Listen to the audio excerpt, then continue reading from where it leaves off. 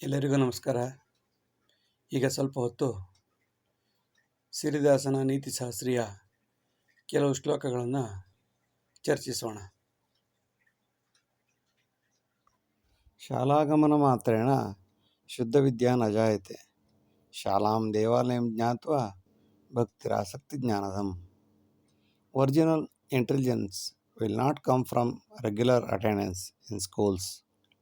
A student will get the knowledge only when he feels that the school is a temple, letter is God, and interest is devotion, and learning is worship. ಶಾಲಾಗಮನ ಮಾತ್ರೇಣ, ಶಾಲೆಗೆ ಆಗಮಿಸುವುದರಿಂದ ಮಾತ್ರದಿಂದಲೇ ಶುದ್ಧವಾದ ವಿದ್ಯೆ ನ ಜಾಯತೆ. ಶಾಲಾಂ ದೇವಾಲಯಂ ಜ್ಞಾತ್ವ, ಶಾಲೆಯನ್ನು ದೇವಾಲಯ ಎಂದು ತಿಳಿದು ಪುಸ್ತಕವನ್ನು ಭಕ್ತಿಯಿಂದ ದೇವರೆಂದು ಭಾವಿಸಿ ಪೂಜೆ ಎಂದು ಜ್ಞಾನವನ್ನು ಪಡೆದಾಗ ಭಕ್ತಿರ ಆಸಕ್ತಿ ಜ್ಞಾನದಂ. Interest is devotion and learning is worship. ಕಲಿಯುವಿಕೆ ಒಂದು ಪೂಜೆ ಎಂದು ಭಾವಿಸಿದಾಗ ಮಾತ್ರ ಜ್ಞಾನ ಬರಲು ಸಾಧ್ಯ. ಉತ್ತಮಂ ಸತು ಸಾ ವಿದ್ಯಾ ಪ್ರಕರ್ಷೇಣ ಪರೀಕ್ಷಿತಂ, ಪರೀಕ್ಷಾ ತೀಕ್ಷ್ಣ ಮಾತ್ರೇಣ ನೈಜ ವಿದ್ಯಾ ಪ್ರಕಾಶತೆ.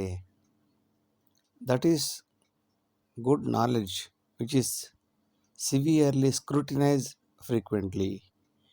The gold will glitter only by rubbing seriously.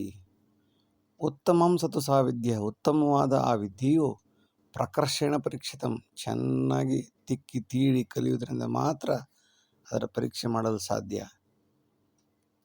ಪರೀಕ್ಷಾ ತೀಕ್ಷ್ಣ ಮಾತ್ರೇಣ, ಪರೀಕ್ಷೆಯನ್ನು ಚೆನ್ನಾಗಿ ಕೊಟ್ಟಾಗ ಮಾತ್ರ ನೈಜ ವಿದ್ಯಾ ಪ್ರಕಾಶತೆ.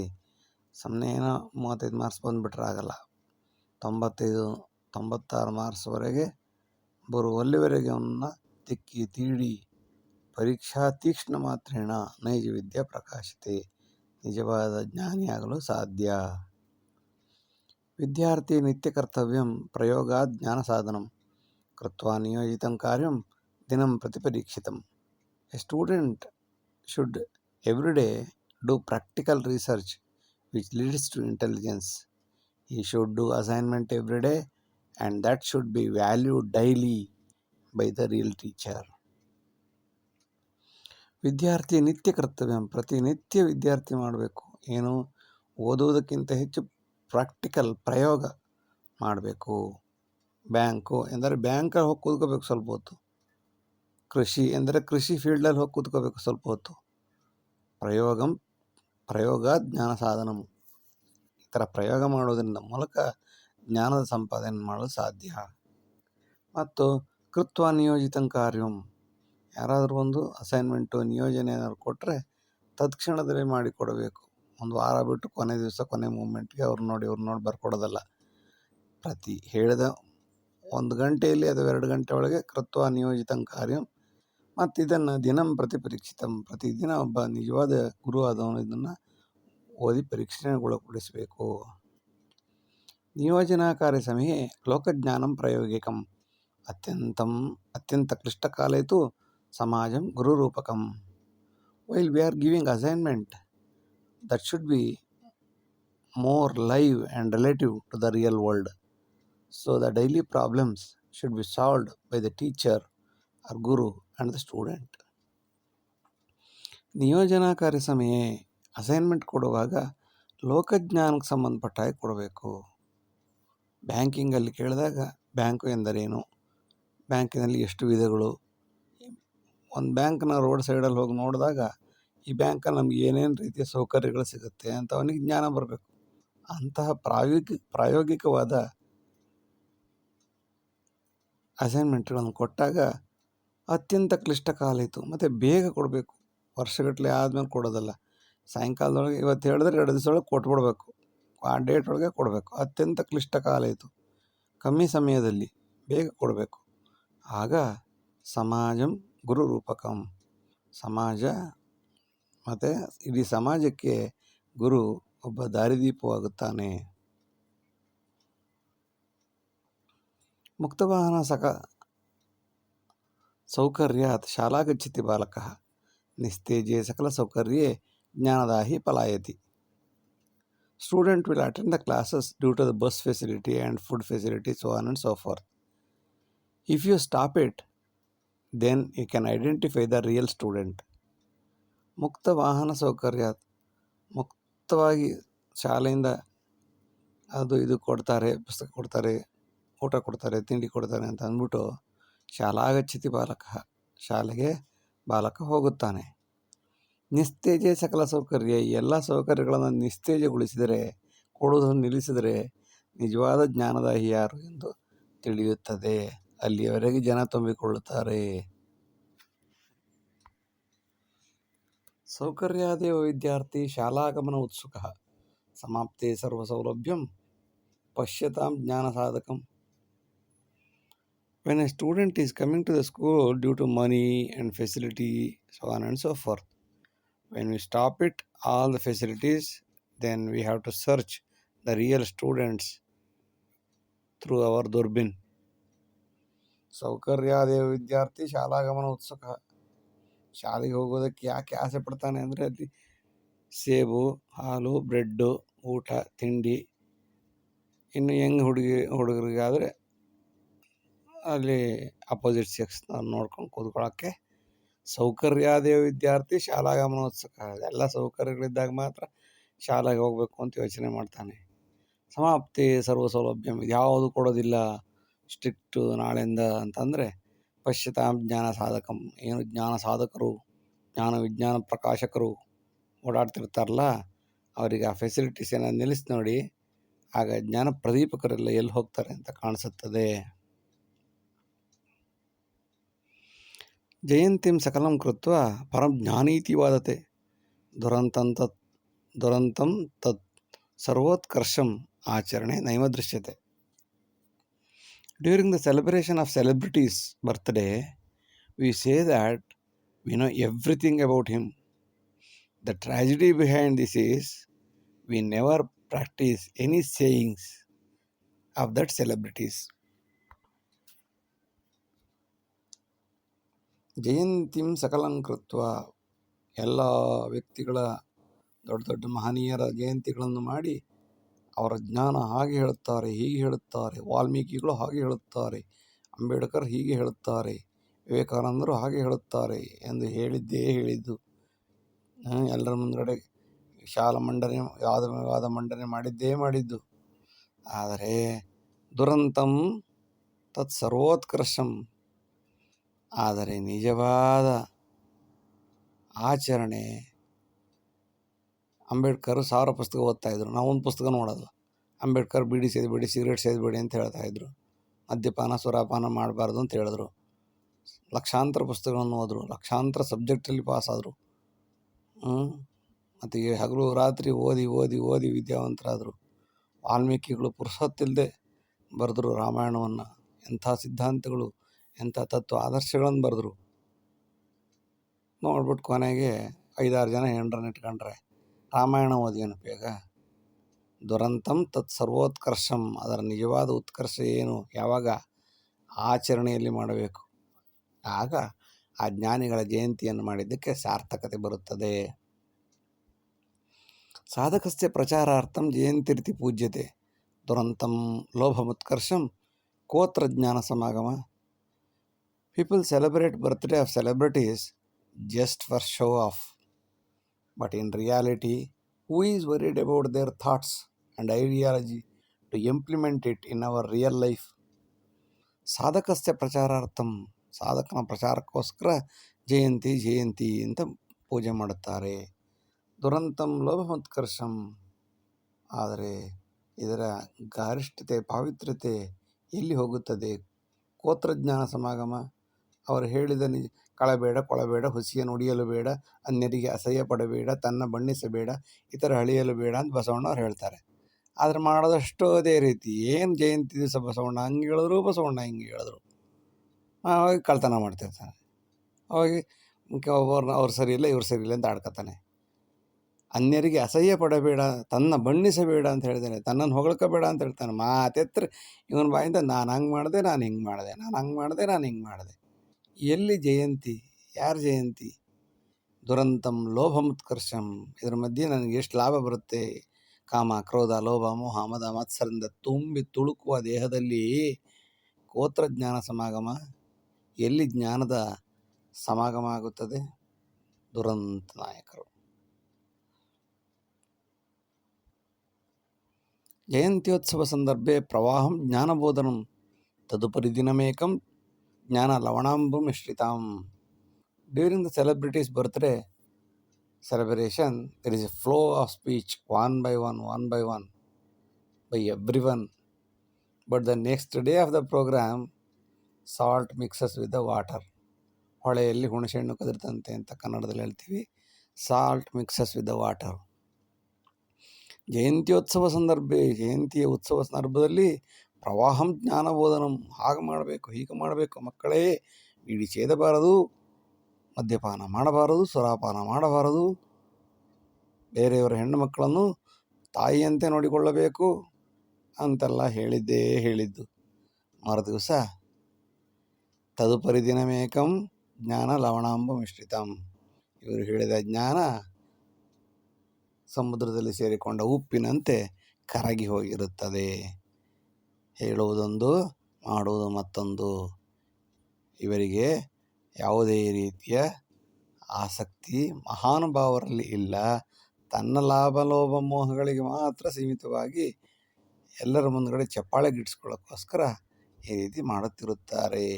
ಇದನ್ನು ಬಿಟ್ಟು ಅವರು ಹೇಳಿದ ಮಾರ್ಗವನ್ನು 5% 10% ಆದರೂ ಅನುಸರಿಸಿದರೆ ನಿಜವಾದ ಜಯಂತಿಗೆ ಅರ್ಥ ಬರುತ್ತದೆ. ವಾಚಕೋ ಬಹವಃ ಸಂತಿ ಜಯಂತ್ಯುತ್ಸವಲೋಭಿನಃ ನೈಕೋಪಿ ಪಂಡಿತಾಸ್ತತ್ರ ಜ್ಞಾನಂ ಸತ್ಪ್ರಯುಜ್ಯತೆ. During the celebrities' birthday celebration, there are many people to speech, but there is none to practice the ideology of the celebrities. It is really a shame. ವಾಚಕೋ ಬಹವಃ ಸಂತಿ, ಭಾಷಣ ಮಾಡೋರು 100 ಜನ ಸಿಗ್ತಾರೆ. ಜಯಂತ್ಯುತ್ಸವ ಲೋಭಿನಃ, ಜಯಂತಿ ಮಾಡೋದ್ರ ಮೂಲಕ ಎಷ್ಟು ಕೋಟಿ ನುಂಗ್ಕೊಳ್ಬೋದು, ಜಯಂತಿಯ ಹೆಸರಲ್ಲಿ ಎಷ್ಟು ತಾನು ತಿಂಡಿ ಭೋಜನ ಊಟ ಮಾಡಬಹುದು ಎಂಬುದಕ್ಕಾಗಿ ಮಾತ್ರ ಮಾಡುತ್ತಾರೆ. ನೈಕೋಪಿ ಪಂಡಿತಾಸ್ತತ್ರ, ಆ ವ್ಯಕ್ತಿಯ ಬಗ್ಗೆ 5 ಪೈಸೆನೂ ತಿಳಿದಿರಲ್ಲ, ಎಲ್ಲೋ ಅಲ್ಲಿ ಇಲ್ಲಿ ಕಾಪಿ ಪೇಸ್ಟ್ ಅವ್ರ ಹತ್ರ ಕೇಳ್ಕೊಂಡು 5 ನಿಮಿಷಕ್ಕೆ ಪಟ ಅಂತ ಹೇಳಿಬಿಟ್ಟು ನೈಕೋಪಿ ಪಂಡಿತ, ಅವ್ರ ಬಗ್ಗೆ ಡೀಟೇಲಾಗಿ ಅಧ್ಯಯನ ರಿಸರ್ಚು ಮಾಡಿ ಏನು ಮಾಡಿರೋದಿಲ್ಲ. ಜ್ಞಾನಂ ಸತ್ ಪ್ರಯುಜ್ಯತೆ, ಅವರ ಜ್ಞಾನ ನಿಜವಾಗಿ ಪ್ರಯೋಜನಕ್ಕೆ ಬಂದೀತೆ ಎಂಬುದೇ ಪ್ರಶ್ನಾರ್ಥಕ. ಹೀಗೆಲ್ಲ ಮಾಡುವುದು ನಮಗೆ ನಾವೇ ಮಾಡಿಕೊಳ್ಳುವ ಅವಮಾನವಾಗಿದೆ. ಆಗಮನೆ ನಿರ್ಗಮನೆ ಚೈವ ಕ್ರೀಡಾಕೂಟಶ್ಚ ವಾಹನಂ ನ ಫಲೆ ಪುನರಾಯಾತಿ ವ್ಯರ್ಥ ಸೌಕರ್ಯ ಭೋಜನಂ. A sports students will be given to and fro bus fare to participate. The students will get all the facilities, food facility, bus facility, and enjoy and come back to their college without any cup or prize or without any sacrifice. Most of the teams, only two teams will get the prize, but still effort should be made, no? That also they are not doing.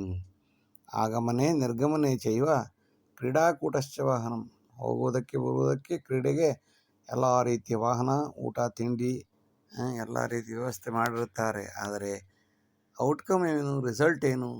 ನ ಫಲೆ ಪುನರಾಯಾತಿ, ಯಾವುದೇ ಲಾಭವಿಲ್ಲದೆ ಎಲ್ಲರ ದುಡ್ಡು waste ಮಾಡಿ ಹೋಗ್ತಾರೆ ಬರ್ತಾರೆ. ವ್ಯರ್ಥ ಸೌಕರ್ಯ ಭೋಜನಂ, ಸೌಕರ್ಯವು waste, ಭೋಜನವು ವ್ಯರ್ಥ. ದುರಂತಂ ಪ್ರಾಂಶುಪಾಲೇಭ್ಯಃ ವಿದ್ಯಾರ್ಥಿ ಪರಿವೀಕ್ಷಣಂ ಛಾತ್ರಪಾಲನೋದ್ಯೋಗಂ Upadhyaya ವಿಡಂಬನಾ. Watching and controlling the students of an institution is the duty of a principal. The paradoxical nature of the teacher's job is really a tragedy of the time. ದುರಂತಂ ಪ್ರಾಂಶುಪಾಲೇಭ್ಯ, ಪ್ರಾಂಶುಪಾಲರು ವಿದ್ಯಾರ್ಥಿಗಳನ್ನು ಪರಿವೀಕ್ಷಣೆ ಮಾಡಬೇಕು. ಆದರೆ ದುರಂತ ಎಂದರೆ ಪ್ರಾಂಶುಪಾಲನೇ ವಿದ್ಯಾರ್ಥಿಗಳು ಪರೀಕ್ಷೆ ಮಾಡೋ ಸ್ಥಿತಿ ಬಂದಿದೆ. ಛಾತ್ರ ಪಾಲನ ಉದ್ಯೋಗಂ ಉಪಾಧ್ಯಾಯ ವಿಡಂಬನ. ಛಾತ್ರ ಪಾಲನ ಹುಡುಗರನ್ನೇ ಎಲ್ಲೋಯ್ತಾರೆ ಎಲ್ಲಿ ಬರ್ತಾರೆ ನೋಡೋದೆ, ಹುಡುಗರೇ ಪ್ರಿನ್ಸಿಪಾಲ್ ನೋಡೋ ಸ್ಥಿತಿ ಬಂದಿದೆ. ಎಲ್ಲಿದ್ದಾರೆ ಪ್ರಿನ್ಸಿಪಾಲು. ಛಾತ್ರ ಪಾಲನ ಉದ್ಯೋಗಂ ಉಪಾಧ್ಯಾಯ ವಿಡಂಬನ. ಇದು ರಿಯಲಿ ಎ ಟ್ರ್ಯಾಜಿಡಿ. ಮಾಡಿದ ಅದೃಷ್ಟ, ಅವ್ರು ಮಾಡಿದ ಪುಣ್ಯ ಅಷ್ಟೆ. ಆಲಸಿ ಯವನೋಚ್ಛಿಷ್ಟಂ ಪರಂ ಸೌಭಾಗ್ಯ ಕಾರಣಂ. ಯವನಾದ್ ಅಪಹರತಿ ದ್ರವ್ಯಂ ಆಲಸಿ ಸರ್ವನಾಶನಂ. The reason for the backwardness of this country is of two types, namely, number one is idiot, number two is yavana. Yavana means who is discharging the baby, or he is a baby producer. He will misuse the assets. And the idiot who will destroy everything. Two persons are the reason for the backwardness of this country. ಆಲಸಿ ಯವನೋಚ್ಛಿಷ್ಟಂ. ಆಲಸಿ ಮತ್ತು ಯವನ ಇವರಿಬ್ಬರು ಉಚ್ಛಿಷ್ಟ, ಎಲ್ಲ ಬಿಟ್ಟವರು. ಪರಂ ದೌರ್ಭಾಗ್ಯ ಕಾರಣಂ. ಇವರಿಬ್ಬರೇ ಇಡೀ ದೇಶ ದೌರ್ಭಾಗ್ಯಕ್ಕೆ ಕಾರಣ. ಯವನಾದ ಅಪಹರತಿ ದ್ರವ್ಯಂ. ಯವನಾದವನು ಮಕ್ಕಳನ್ನು ಹುಟ್ಟಿಸಿ ಬಿಡ್ತಿರ್ತಾನೆ. ಅವನು ಅಪಹಾರ ದ್ರವ್ಯವನ್ನೆಲ್ಲ, ಬೇರೆಯವರ ಸಂಪಾದನೆಯೆಲ್ಲ, ಬೇರೆಯವ್ರ ಟ್ಯಾಕ್ಸ್ನೆಲ್ಲ ಇವನ ಮಕ್ಕಳಿಗೆ ಕೊಡ್ತಾ ಇರ್ತಾನೆ. ಇನ್ನೊಬ್ಬ ಆಲಸಿ ಕೊಟ್ಟಿದ್ದನ್ನು ಆಲಸ್ಯದಿಂದ ಏನು ಕೆಲಸ ಮಾಡಲ್ಲ, ಬಿಟ್ಟು ತಿನ್ಕೊಂಡು ನೆಕ್ಕೊಂಡು ನುಂಗ್ಕೊಂಡು ಹಾಗೆ ಸರ್ವನಾಶನ ಮಾಡ್ಕೊಂಡಿರ್ತಾರೆ. ಇವರಿಬ್ಬರಿಂದ ದೇಶ, ಒಬ್ಬ ಮಕ್ಕಳು ಹುಡ್ಸೋನು, ಒಬ್ಬ ಅನ್ನ ತಿಂದು ಹಾಕೋನು. ಉತ್ಪಾದನೆ ಮಾಡೋರಿಲ್ಲ. ಮಕ್ಕಳನ್ನ ಉತ್ಪಾದನೆ ಮಾಡೋರಿದ್ದಾರೆ, ಅನ್ನ ಉತ್ಪಾದನೆ ಮಾಡೋರಿಲ್ಲ. ಆಲಸಿ, ಸೋಂಬೇರಿತನ. ಇದರಿಂದ ದೇಶ ಅಭಿವೃದ್ಧಿ ಆಗಲಿಕ್ಕೆ ಸಾಧ್ಯವೇ ಇಲ್ಲ. ದೌರ್ಭಾಗ್ಯಂ ಜ್ಞಾನ ವಿಜ್ಞಾನಂ ಕೇವಲಂ ಸ್ವಾರ್ಥ ಸಾಧಕಂ. ಸಾಮಾನ್ಯ ಜ್ಞಾನ ಸಂಪನ್ನಾತ್ ಪೃಥ್ವಿ ಸಜ್ಜನ ಪಾಲಿತಂ. The tragedy behind the science and education is selfishness. The globe can be saved even if you have minimum common sense. ದೌರ್ಭಾಗ್ಯಂ ಜ್ಞಾನ ವಿಜ್ಞಾನಂ. ಎಲ್ಲ ರೀತಿಯ ಜ್ಞಾನ ವಿಜ್ಞಾನ ಕೇವಲಂ ಸ್ವಾರ್ಥ ಸಾಧಕಂ. ಅದು ಸ್ವಾರ್ಥಕ್ಕೋಸ್ಕರ ಮಾಡಿದಂತಹ ಜ್ಞಾನ ವಿಜ್ಞಾನ, ಎಲ್ಲ ಅಭಿವೃದ್ಧಿ, ಹಾಗೆ ಹೀಗೆ ವಿದ್ಯಾಭ್ಯಾಸ ಎಲ್ಲವೂ ಸ್ವಾರ್ಥ, ಎಲ್ಲ ದೇಶದ ದೌರ್ಭಾಗ್ಯ. ಇದರ ಬದಲಾಗಿ ಸಾಮಾನ್ಯ ಜ್ಞಾನವನ್ನು ಕೊಟ್ಟರೆ ಸಾಕು. ಹೇಗೆ ಬದುಕಬೇಕು, ಹೇಗೆ ಬಗಳಬೇಕು. ಸ್ಮಿತ ಪೂರ್ವಭಾಷಿ, ಎದುರುಗಡೆ ಸಿಕ್ಕಿದವನ್ನ ನಕ್ಕು ಮಾತಾಡಿಸುವುದು, ಅದೆರಡನ್ನು ಬಿಟ್ಟು ಇನ್ನೆಲ್ಲ ಮಾಡ್ತೀವಿ. ಸಾಮಾನ್ಯ ಜ್ಞಾನ ಸಂಪನ್ನ ಪೃಥ್ವಿ ಸಜ್ಜನ ಪಾಲಿತಂ. ಹೀಗೆ ಸಾಮಾನ್ಯ ಜ್ಞಾನ, ಕಾಮನ್ ಸೆನ್ಸ್. ರೋಡಲ್ಲಿ ಹೋಗುವಾಗ ಪಥ ಹೋಗಿಬಾರ್ದು, ಕಾಮನ್ ಸೆನ್ಸ್. ಅಲ್ಲಿ ರೋಡಲ್ಲಿ ಸೈಡಲ್ಲಿ ಯಾರು ನೋಡ್ತಿಲ್ಲ ಅಂದರೆ ಅಲ್ಲೇ ರಿಸರ್ಚ್ ಮಾಡು, ಅಲ್ಲೇ ಟಾಯ್ಲೆಟ್ ಮಾಡು. ಹೀಗೆಲ್ಲ ಮಾಡೋದ್ರಿಂದ ಯಾವ ವಿಜ್ಞಾನ, ಎಂಥ ಸೈಂಟಿಸ್ಟ್ಗಳ ಹಣೆ ಬರೋ ಅಷ್ಟೇ ಕತೆ, ಎಂಥ ವಿಜ್ಞಾನಿಗಳ ಹಣೆ ಬರೋ ಅಷ್ಟೇ ಕತೆ. Common sense ಎಲ್ಲಿವರೆಗಿರಲ್ಲ. ಪೃಥ್ವಿ ಸಜ್ಜನ ಪಾಲಿತಂ. ಪೃಥ್ವಿ ದೇಶ ಅಭಿವೃದ್ಧಿ ಆಗಬೇಕಾದ್ರೆ ಸಜ್ಜನರು, ಕಾಮನ್ ಸೆನ್ಸ್ ಇರೋರು ಬೆಳಿಬೇಕೆ ಹೊರತು ದೊಡ್ಡ ವಿಜ್ಞಾನದಿಂದ ಅವರ ಸ್ವಾರ್ಥ ಸಾಧನೆ ಆಗುತ್ತದೆ ಅಷ್ಟೇ. ಆದರೆ ದೇಶ ಅಭಿವೃದ್ಧಿ ಅಂತೂ ಸಾಧ್ಯವೇ ಇಲ್ಲ. ಪ್ರಾಣಿನಾಂ ಕ್ರಿಮಿಕೀಟಾದಿ ಸರ್ವಂ ಖಾದಂತಿ ಮಾನವಾಃ ತೇ ಸರ್ವೇ ಪುನರಾಯಾತಿ ವಿನಾಶೇತಿ ನಿಶ್ಚಿತಂ. We eat everything starting from insects to all animals. The departed animal soul will take rebirth again to kill the man again in the future. ಪ್ರಾಣಿನಾಂ ಕ್ರಿಮಿಕೀಟಾದಿ ಸರ್ವಂ ಖಾದಂತಿ ಮಾನವ. ಪ್ರಾಣಿ, ಕ್ರಿಮಿ, ಕೀಟ ಪ್ರತಿಯೊಂದನ್ನು ಮನುಷ್ಯ ತಿಂದು ತೇಗುತ್ತಾನೆ. ಆದರೆ ತೇ ಸರ್ವೇ ಪುನರಾಯಾತಿ, ಅವುಗಳೆಲ್ಲ ಪುನಃ ಬಂದು ನಮ್ಮನ್ನು ಒಂದು ದಿನ ನಾಶ ಮಾಡುವುದಂತೂ ಸತ್ಯ, ಖಂಡಿತ. ಅನ್ನಂಚ ಪಾಯಸಂ ಭಕ್ಷ್ಯಂ ದತ್ತಂ ಮಾನವ ಸಂಕುಲೆ ದುರಂತಂ ಪಶು ಭಕ್ಷಂತಿ ಗೋಮಾತಾ ಮಾತೃಸ್ಥಾನಕಂ. A sweet dish made up of milk and rice, vada, dosa, chapati, roti, etcetera given by the God for human society. But the tragedy is we eat the cow which is next to the mother. ಅನ್ನಂಚ ಪಾಯಸಂ ಭಕ್ಷ್ಯಂ, ಅನ್ನ ಪಾಯಸ ಭಕ್ಷ್ಯ ದತ್ತಂ ಮಾನವ ಸಂಕಲೆ, ಎಲ್ಲವೂ ದೇವರು ನಮಗೆ ಕೊಟ್ಟಂತಹ ವರ. ಆದರೆ ದುರಂತವೆಂದರೆ ಗೋಮಾತೆಯನ್ನು ಆದಿಯಾಗಿ ಪಶುಗಳನ್ನೆಲ್ಲ ನಾವು ಭಕ್ಷಂತೀವಿ. ನಮ್ಮ ತಾಯಿ, ಹಾಲು ಕುಡಿಸುವ ತಾಯಿಯಾಗಿರುವ ಗೋಮಾತೆಯನ್ನು ಬಿಡದೆ ಎಲ್ಲ ಪ್ರಾಣಿಗಳನ್ನು ತಿಂದು ತೇಗುತ್ತೇವೆ. ಜೀವಂ ಗೋಮೂಲ ಪಶ್ವಾದಿ ಮರಣೇ ರೋದತಿ ಸದಾ, ತತ್ಪೀಡಾ ಪುನರಾಗತ್ಯ ಕ್ರಿಮಿನಾ ಹಂತಿ ಮಾನವಾಃ.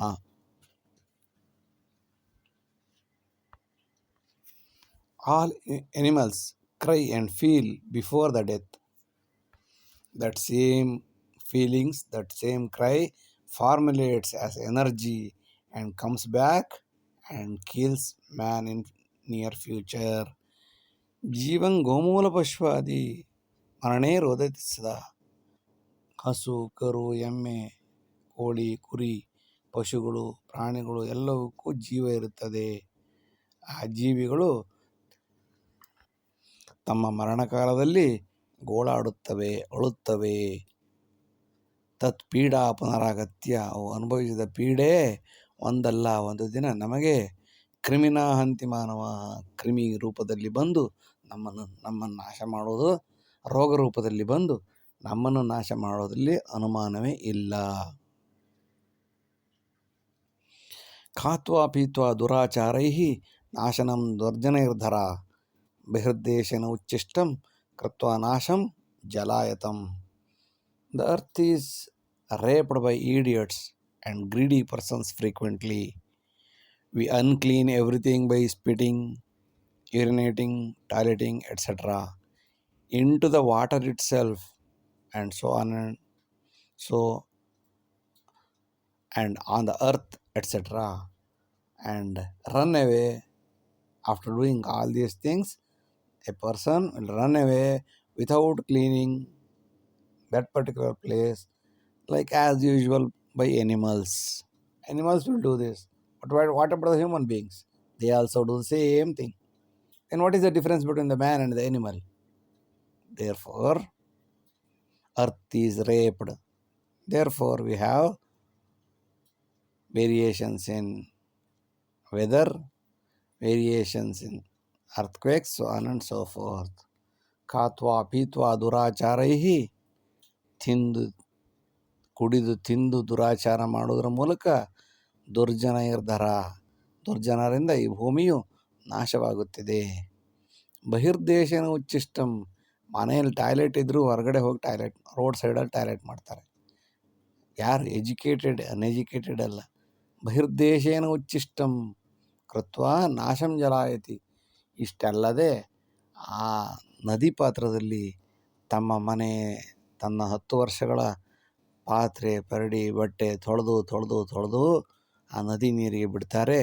ಕೆಳಗಡೆ ಇದ್ದಂತಹ ನದಿ ಪಾತ್ರದ ಕೆಳಗಿರುವಂತಹ ಜನ ಅದನ್ನು ಸ್ನಾನ ಮಾಡ್ಕೊಂಡು ಭಗವಂತ ಅಂತ ಮೈಯಲ್ಲೆಲ್ಲ ರೋಗಗಳನ್ನು ಹಚ್ಚಿಕೊಂಡು ಮನೆಗೆ ಹೋಗ್ತಾರೆ. ಇಂತಹ ಎಜುಕೇಟೆಡ್ ಇರುವ ದೇಶದಲ್ಲಿ ಅಭಿವೃದ್ಧಿಯಾಗಲು ಸಾಧ್ಯವೇ ಸಾಧ್ಯ. ಸಂತಿ ಛಾತ್ರ ಜ್ಞಾನದಾಹಿ ಉತ್ಸುಕಂ ಕಷ್ಟಜೀವನೆ ಪರಂ ದುರ್ಮಿತ್ರ ಸಂಯೋಗಾತ್ ಉದ್ದಿಷ್ಟಂ ದುಷ್ಪ್ರಭಾವಿತಂ. Still there are some good students who are really interested and inquisitive of knowledge, but due to the influence with the wicked students, they also practice bad activities, bad habits and bad attitudes, and thereby the purpose of education cannot be served. ಸಂತಿ ಭ್ರಾತ ಜ್ಞಾನದಾಹಿ, ಜ್ಞಾನದಾಹಿಗಳು ಛಾತ್ರರು, ಸಂತಿ ಛಾತ್ರಾಹ ಜ್ಞಾನದಾಹಿ, ಅನೇಕ ವಿದ್ಯಾರ್ಥಿಗಳು ಜ್ಞಾನದಾಹಿಗಳಾಗಿರೋರು ಇದ್ದಾರೆ, ಇಲ್ಲ ಅಂತಿಲ್ಲ, ಎಲ್ಲರೂ ಹಾಳಾಗಿಲ್ಲ. ಉತ್ಸುಕಂ ಕಷ್ಟ ಜೀವನೆ, ತುಂಬ ಕಷ್ಟದಲ್ಲಿ ಓದಬೇಕು, ಬರಿಬೇಕು, ಕಷ್ಟಪಟ್ಟು ಜ್ಞಾನ ಸಂಪಾದನೆ ಮಾಡಬೇಕು ಅನ್ನೋರು ಲಕ್ಷಾಂತರ ಜನ ಇದ್ದಾರೆ. ಆದರೆ ಅವರು ಅಂದ್ಕೊಂಡು ಬಂದು ಸೇರಿಕೊಂಡ ನಂತರ ಮಿತ್ರ ಸಂಯೋಗ ಜೊತೆ ಸಿಗುವಂಥ ಫ್ರೆಂಡ್ಶಿಪ್ನಿಂದ ಉದ್ದೇಶ್ಯಂ ದುಷ್ಪ್ರಭಾವಿತಂ, ಯಾಕೆ ಬಂದಿದ್ದೀನಿ, ಏನು ಮಾಡಬೇಕು ಅನ್ನೋದೆಲ್ಲ ಮರೆತು ಅವನು ಹೇಳಿದ ದಾರಿಯಲ್ಲಿ ಹ ಅಂತ ಮೇಷ್ಟ್ರನ್ನ ಬೈತಾನೆ, ನಗ್ತಾನೆ, ಖುಷಿ ಪಡ್ತಾನೆ. ಅದರಿಂದ ಇವನು ಖುಷಿ ಪಡ್ತಾನೆ. ಅವನ ಏಕೆಂದರೆ ಕೆಟ್ಟದ್ದು ಬೇಗ ಆಕರ್ಷಣೆಗೊಳಗಾಗುತ್ತೆ. ಕೆಟ್ಟದನ್ನೇ ಕಲ್ತುಕೊಂಡು ದುಷ್ಪ್ರಭಾವಿತಂ ಬಂದ ಕಾರ್ಯವನ್ನು ಮರೆತು ಅವನು ಕೂಡ ಇನ್ನೊಬ್ಬ ಗ್ಯಾಂಗ್ ಲೀಡರ್ ಆಗುತ್ತಾನೆ. ಅನೇಕೋ ಸ್ಕಂದ ಕರ್ತವ್ಯ ವೃದ್ಧಿಜಾಲೆ ನಿರಂತರಂ ಯೋಗೀಂ ತ್ಯಾಗೀಂ ನಿಯುಜ್ಯೇತ ಕೇಂದ್ರೀಕೃತ ನಿಯಂತ್ರಣಂ. If we are interested in growth, we have to cut everything into small pieces continuously. We have to appoint a real social worker who is ready to sacrifice family, food, etc. And it should be a certainly controlled system. And it should be a centrally controlled system, controlled by the central government. ಅನೇಕೋ ಸ್ಕಂದ ಕರ್ತವ್ಯ, ಯಾವುದಾದ್ರು ಒಂದು ಕೆಲಸ ಮಾಡಬೇಕಾದ್ರೆ ಸಣ್ಣ ಸಣ್ಣ ಸಣ್ಣ ಸಣ್ಣ ತುಂಡುಗಳಾಗಿ ಕೆಲಸವನ್ನು ಮಾಡಿಕೊಳ್ಬೇಕು. ಸ್ಕಂದ ಅಂದರೆ ಪೀಸ್ಗಳು, ಅನೇಕ ಪೀಸ್ಗಳಾಗಿ ಮಾಡಿಕೊಂಡಾಗ ವೃದ್ಧಿಜಾಲೆ ನಿರಂತರಂ, ಆಡಮ್ ಸ್ಮಿತನ ಸ್ಪೆಷಲೈಸೇಷನ್, ಡಿವಿಷನ್ ಆಫ್ ಲೇಬರ್ ಅಂತಾರಲ್ಲ, ಅನೇಕೋ ಸ್ಕಂದ ಕರ್ತವ್ಯ, ಯಾವುದೇ ಒಂದು ಸಣ್ಣ ಕೆಲಸವನ್ನು ಕೂಡ ಪುನಃ ಸಣ್ಣ ಸಣ್ಣ ವಿಭಾಗಗಳಾಗಿ ಮಾಡಿಕೊಂಡಾಗ ಕಂಟಿನ್ಯೂಸ್ ಆಗಿ ಎಕ್ಸ್ಪರ್ಟೈಸ್ ಆಗ್ತಾರೆ. ವೃದ್ಧಿಜಾಲೆ ನಿರಂತರಂ ಯೋಗೀಂ ತ್ಯಾಗೀಂ ನಿಯುಜ್ಯೇತ. ಅದರ ಕಂಟ್ರೋಲಿಂಗ್ ಯಾರು ಇರಬೇಕು? ಎಲ್ಲ ಬಿಟ್ಟವನು, ಫ್ಯಾಮಿಲಿ, ಆಹಾರವನ್ನು ಮಿತವಾಗಿ ತಗೊಳ್ಳೋನು, ಏಕಾದಶಿ ಉಪವಾಸ ಮಾಡೋನು, ಯೋಗಿಯಾಗಿರಬೇಕು, ತ್ಯಾಗಿಯಾಗಿರಬೇಕು. ಅಂಥವ್ರನ್ನ ಅಲ್ಲಿಗೆ ಕಂಟ್ರೋಲರ್ ಆಗಿ ನಿಯಂತ್ರಣ ಮಾಡಬೇಕು. ಮತ್ತು ಎಲ್ಲವೂ ಕೇಂದ್ರೀಕೃತ ವ್ಯವಸ್ಥೆ, ಸೆಂಟ್ರಲಿ ಕಂಟ್ರೋಲ್ ಸಿಸ್ಟಮ್ ಆಗಿರಬೇಕು. ಎಲ್ಲ ಒಂದು ಕಡೆ ಯಾವನ ಹೇಳೋದು ಅವನು ಇನ್ನೇನು ಮಾಡೋದಲ್ಲ, ಮೇಲ್ಗಡೆ ಟಾಪಲ್ಲಿ ಎಲ್ಲವನ್ನು ನಿಯಂತ್ರಣ ಮಾಡ್ತಿರಬೇಕು.